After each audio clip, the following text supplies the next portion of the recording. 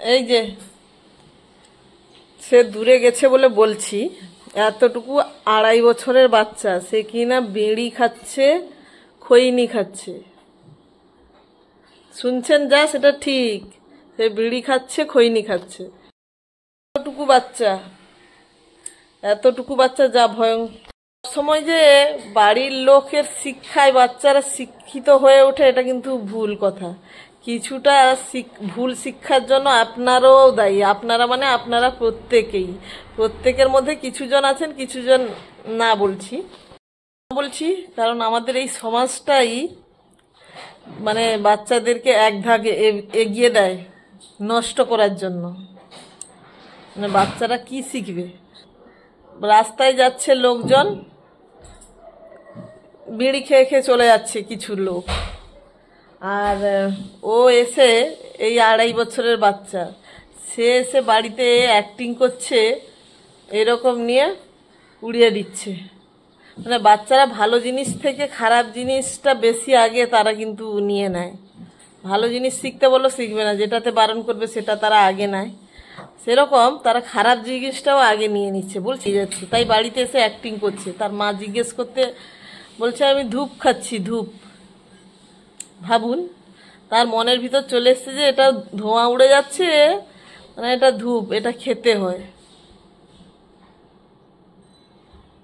রাস্তায় লোকজনকে তো আপনি বারণ করতে পারবেন না, আটকাতেও পারবেন না। তারা তো একদম বুক চিতিয়ে একদম ধোঁয়া ফুসফাস উড়িয়ে দিয়ে চলে যায়।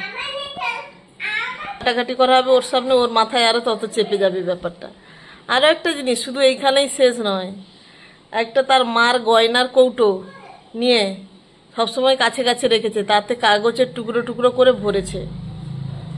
সেই গয়নার টুকরোটা আমি এখন এই মুহূর্তে দেখতে পাচ্ছি না, এই কাগজের টুকরো কালকে সারাদিন তার হাতে ছিল, কালকে হাতে ছিল। বললাম কি রে এটা তুই কি? তার দিদি খালি সেই টুকরোগুলো ফেলে দিলে সে দৌড়ে দৌড়ে গিয়ে সেই টুকরোগুলোকে আবার তার ভিতরে ভরে দিচ্ছে। তারপরে আমাকে বলছে এটা তো আমার খৈনির কৌটো। কি বললেন শুনলেন? এটা আমার খৈনির কৌটো। রাস্তাঘাটে সবাইকে দেখে যে কৌটো থেকে কি বের করে হাতে ডলা দেয়, সে সেটাকে ভালো করে মাথায় নিয়েছে। সে বলছে এটা আমার খৈনির কৌটো। মানে শুনে তো অবাক। বলছি বাচ্চারা যে বাজে কাজ করে তার জন্য এই সমাজ, আমাদের চারপাশের সমাজও কিছুটার জন্য দায়ী। সবসময় বাবা মাই যে সুশিক্ষা দেবে, বাবা মার থেকে বেরোছে তো বড় হলে বেরাবে, বাচ্চারা রাস্তাঘাটে স্কুলে কলেজে সব জায়গায় যাবে। কিন্তু খারাপ হলে বাচ্চারা কি হবে? বাবা মা ঠিকঠাক শিক্ষা দিতে পারেনি। কারা বলবে? যারা ধোঁয়া উড়িয়ে চলে যায়, যারা ওই রকম খৈনি ডলা দিয়ে রাস্তায় হাত বাজিয়ে যায়, তারাই বেশি বলবে। আর স্কুলে যাবে যে কি খাচ্ছ? না স্কুলে যেতে হবে না, সরি, তোমাকে স্কুলে যেতে হবে না, তুমি এখন মন দিয়ে খেয়ে নাও।